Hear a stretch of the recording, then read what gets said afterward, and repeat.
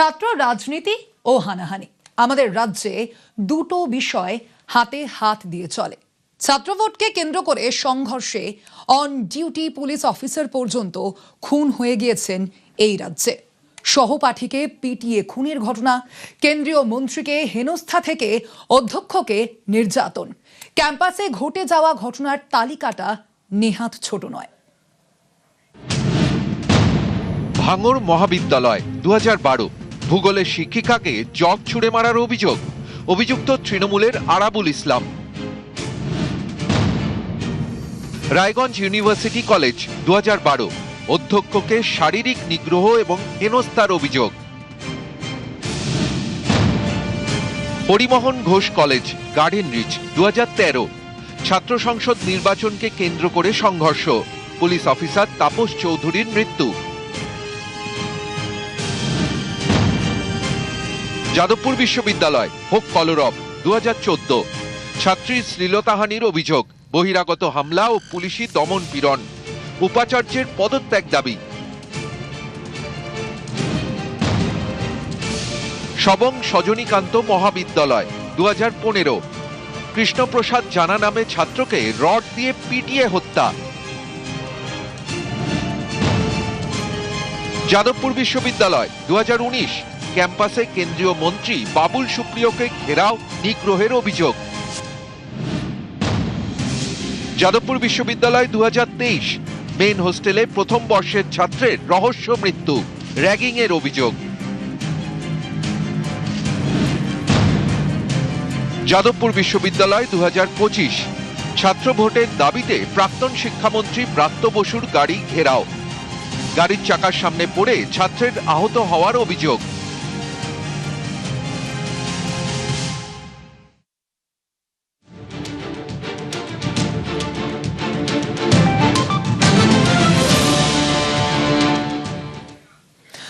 যাদবপুরে দোষীকে গত 1.5 দশকে অন্তত 4 বার এই প্রশ্নের মুখোমুখি রাজ্যবাসী।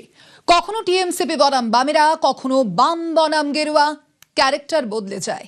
ছাত্র রাজনীতির হানাহানির চেনা চিত্রনাট্যে বদল নেই। শুধু যাদবপুর কেন, রাজ্যের জেলায় জেলায় এই ছাত্র রাজনীতির হানাহানি তো কাহানি ঘর ঘর কে। ক্যাম্পাস কি মারামারির জায়গা নাকি? আমরা বলছি এবার থামুন, অনেক হয়েছে, এবার বন্ধ করুন। ক্যাম্পাসে লেখাপড়ার পাশাপাশি ছাত্র রাজনীতি হবে, তর্ক হবে, বিতর্কও হবে, কিন্তু হানাহানি মারামারি হবে না। ক্যাম্পাসে সব রং থাক, তবে রংবাজি বাদ যাক। তৃণমূল জামানায় শিক্ষাঙ্গনে দাপাদাপি সংক্রামক ব্যাধিতে পরিণত হয়েছিল। 15 বছর ধরে সেই ছবি দেখতে দেখতে মানুষ ক্লান্ত। সাধারণ মানুষের প্রত্যাশা, ছাত্র রাজনীতির নামে যে কুনাট্য এতদিন ধরে চলে আসছে, বদলের বাংলায় সেটা বন্ধ হবে। কিন্তু নতুন সরকারের 100 দিন হওয়ার পরই ফের অশান্তি, আবারও যাদবপুরে, যা দেখে অনেকেই আশঙ্কা করছেন বাম থেকে তৃণমূল গত 2 জামানায় ক্যাম্পাসে ক্যাম্পাসে যে হুজ্জুতি দেখতে হয়েছে, বদলের বাংলাতেও কি তারই রিপিট টেলিকাস্ট হবে? অনেকের মতে এখনই শক্ত হাতে হাল না ধরলে ক্যাম্পাসের এই অশান্তি সংক্রামক ব্যাধি হয়ে অন্যত্র ছড়িয়ে পড়বে। যেমন যাদবপুরের পরই অশান্তির ছবি দেখা গিয়েছে মেদিনীপুরে।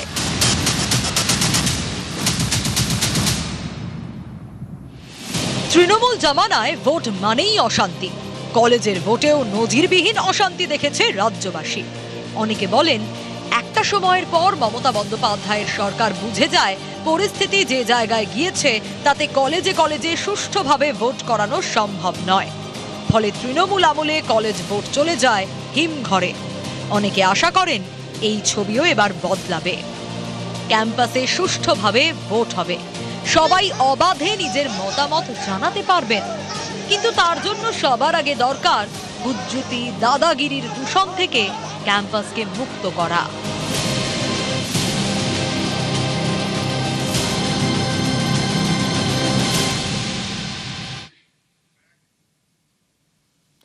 রাজ্যের 247 কলেজে পরিচালন সমিতির সভাপতি নিয়োগ হয়েছে। এমপি ও এমএলএদের পরিচালন সমিতির সভাপতি মনোনয়ন। পরিচালন সমিতির সভাপতি নিয়োগ উচ্চশিক্ষা দপ্তরের।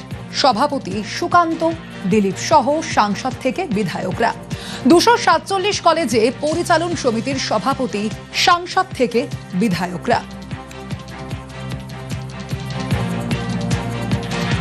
এমন একাধিক স্কুল কলেজ ছিল যেখানে কিন্তু বিশিষ্ট শিক্ষক, বিশিষ্ট আইনজীবী, বিশিষ্ট যারা জনপ্রতিনিধি নন, তৃণমূলেরও নন, প্রাক্তন প্রধান শিক্ষক অন্য কোনো স্কুলের, আমরা এই ধরনের লোকদের চেষ্টা করেছিলাম শিক্ষা প্রতিষ্ঠানগুলোর পরিচালনায় আনবার। তৃণমূল মানেই শিক্ষা প্রতিষ্ঠানে শুধু এমপি এমএলএ বসিয়েছে, এটা কিন্তু একদম ঠিক নয়। বরং বিজেপি যেটা দেখালো, একচেটিয়া শুধু বিজেপির এমএলএদের বসালো, এমনকি এক এলাকার এমএলএকে তার থেকে বহু দূরে অন্য জায়গায় বসিয়েছে। এটা তো সকলের কাছে সুপারিশ চাইতে হতো, সবসময় এমএলএদেরই করতে হবে, এর কি মানে আছে? কেন হবে? আমাদের সরকার, আমাদের শিক্ষামন্ত্রী মনে করেছেন এই মুহূর্তে ভিতরে যে অবস্থা আছে, যাতে আবার অধ্যাপিকাকে কেউ জল ছুঁড়ে না মারেন বা কোনো সময় কোনো মাস্টারমশাইয়ের বিরুদ্ধে কোনো ছাত্রী হার ছিনতাইয়ের অভিযোগ না দেন, তো তার জন্য ভিতরে তার প্রতিনিধি দরকার, সেই জন্য তিনি ব্যবস্থা নিয়েছেন।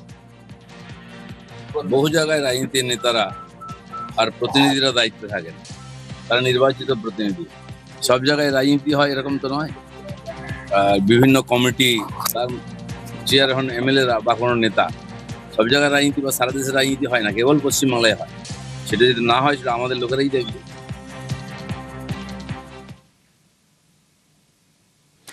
নজরে সীমান্ত সুরক্ষা, সেখানে দ্রুত পৌঁছতে রেলপথে গতি চায় কেন্দ্রীয় সরকার।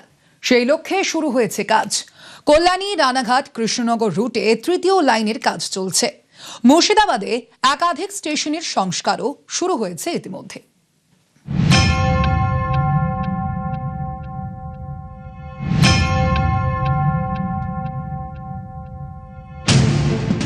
চিকেন স্নেক দেশের নিরাপত্তায় অত্যন্ত গুরুত্বপূর্ণ। এখানে দ্রুত পৌঁছতে শিলিগুড়ি করিডোরের আশপাশে সমস্ত রেলপথ আধুনিক করতে উদ্যোগ নিয়েছে ভারতীয় রেল।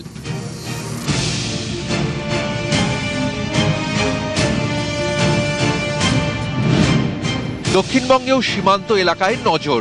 মুর্শিদাবাদ, নদিয়া, উত্তর 24 পরগনা, এই 3 জেলার পাশেই বাংলাদেশ। তাই সীমান্ত এলাকার রেলপথে পরিকাঠামোর আধুনিকীকরণে জোর দিয়েছে কেন্দ্র, যাতে যে কোনো প্রয়োজনে দ্রুত সীমান্তে পৌঁছানো যায়। আমাদের রেলের ফোকাস হচ্ছে যে আমাদের যে বর্ডার এরিয়াগুলোতে, তাতে করে যদি কোনো ধরনের আমার ধরুন ইনকমপ্লিট কোনো লাইন আছে বা ধরুন কোথাও একটা আমার বটলনেক আছে, সেটা আমরা চাই খুব দ্রুত গতিতে শেষ করে দেওয়া। তাছাড়াও অলরেডি এবছর আমাদের বাজেট অ্যানাউন্সমেন্টে অ্যানাউন্স করা হয়েছিল যে চিকেন নেকে স্পেশাল ফোকাস দেওয়া হবে, যাতে করে আমাদের যে ট্রান্সপোর্ট করিডোর যেটা, সেটা যেন দ্রুত হয়।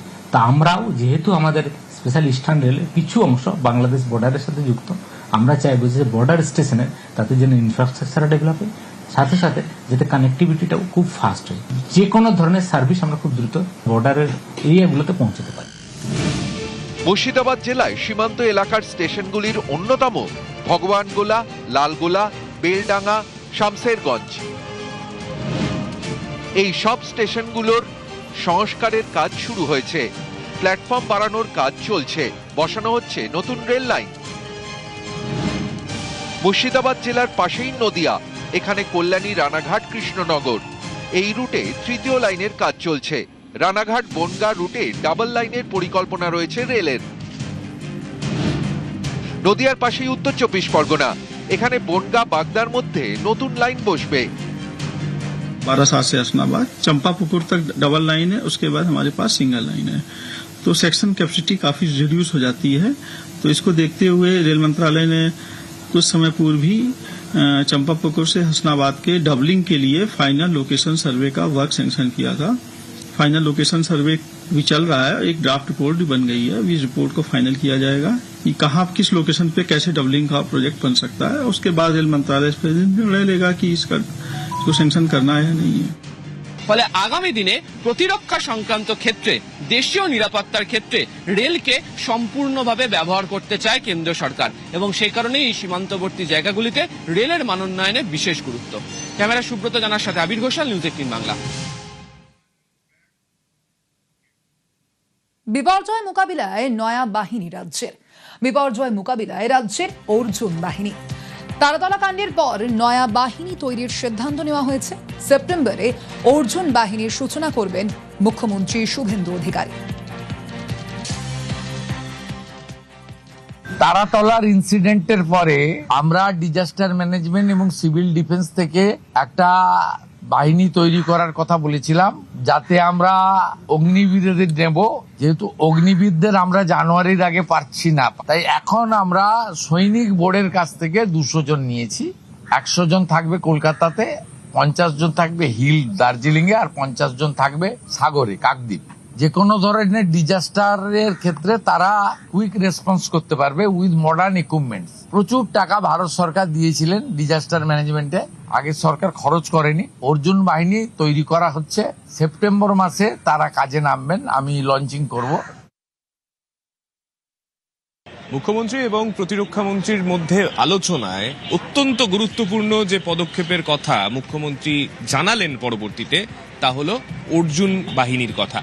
অর্জুন বাহিনী কি? মূলত তারাতলা ইনসিডেন্টের পরে কিংবা যখন কলকাতাতে বৃষ্টির পরে বিভিন্ন জায়গায় গাছ পড়ে, সেই সময় ডিজাস্টার ম্যানেজমেন্টের যে নিজস্ব রাজ্যের যে ফোর্স রয়েছে, তাদের কাছে ইনফ্রাস্ট্রাকচারের অভাব বারংবার প্রকট হয়েছে এই রাজ্য সরকারের কাছে। তাই প্রত্যেক ক্ষেত্রে যাতে এই সমস্যা না পোহাতে হয়, তাই এবার অগ্নিবীরদের এই ডিজাস্টার ম্যানেজমেন্টে ইনক্লুড করার সিদ্ধান্ত। অগ্নিবীররা যারা রিটায়ার করবেন তাদের সেনার ডিউটি থেকে, তাদেরকে নিয়ে আসার সিদ্ধান্ত হচ্ছে এই অর্জুন বাহিনীতে। তবে অগ্নিবীরদের প্রথম ব্যাচ তারা রিলিজ হবেন আগামী জানুয়ারিতে। তার আগে পর্যন্ত রাজ্য সৈনিক বোর্ড থেকে এই অর্জুন বাহিনী তৈরি করার সিদ্ধান্ত, এবং যখন কোনো ঘটনা ঘটবে, কোনো ডিজাস্টার ঘটবে, সেক্ষেত্রে একেবারে অত্যাধুনিক পরিকাঠামো নিয়ে সেই জায়গায় পৌঁছানো যায়, সেই ব্যবস্থা করা হবে, জানালেন রাজ্যের মুখ্যমন্ত্রী শুভেন্দু অধিকারী। সেপ্টেম্বর মাস থেকেই এই অর্জুন বাহিনী তারা আত্মপ্রকাশ করবে।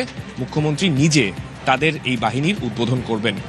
ক্যামেরায় অর্চন রায় গোস্বামীর সঙ্গে সান্নিক ঘোষ, নিউজ 18 বাংলা, কলকাতা। আর এবার নজর রাখবো যে খবরের দিকে। কলকাতায় অগ্নিকাণ্ড, ফ্রি স্কুল স্ট্রিটে অগ্নিকাণ্ডে ধৃতের পুলিশ হেফাজত। ধৃত হোটেল মালিক বীরেশ্বর মিত্রের পুলিশি হেফাজত। এদের মধ্যে সেই কথা জানানো হয়েছে, সেই নির্দেশ দেওয়া হয়েছে, ফ্রি স্কুল স্ট্রিটের যে অগ্নিকাণ্ড, সেই অগ্নিকাণ্ডেই ধৃতের পুলিশ হেফাজত। সুদীপ্ত রয়েছেন প্রতিনিধি ফোন লাইনে। সুদীপ্ত, ঠিক কি জানা যাচ্ছে, কতদিনের পুলিশি হেফাজতে ধৃত হোটেল মালিকের? দেখো, 18 আগস্ট যে ঘটনা ঘটে ফিলিস্তিনের যে অগ্নিকাণ্ড, সেখানে 9 জনের মৃত্যু হয়, 7 জন বাংলাদেশি, 1 জন ভারতীয়। এর আগে 20 তারিখে এই যে হোটেল শিখাইন হোটেল যিনি লিজ নিয়েছিলেন আবু জাফর, তাকে গ্রেফতার করা হয়েছিল, এবং আজকে অর্থাৎ গতকাল গ্রেফতার করা হয়েছে এই বীরেশ্বর মিত্রকে, যিনি হোটেলের মালিক ছিলেন। তাকে 12 দিনের পুলিশ হেফাজত দিল আদালত, অর্থাৎ 2 সেপ্টেম্বর পর্যন্ত এই আবু জাফর এবং একই সঙ্গে এই বীরেশ্বর মিত্রের পুলিশ হেফাজত রয়েছে, এবং দুজনকেই মুখোমুখি বসিয়ে জিজ্ঞাসাবাদ করবে গোয়েন্দা বিভাগ, এমনটা জানা যাচ্ছে। ওকে।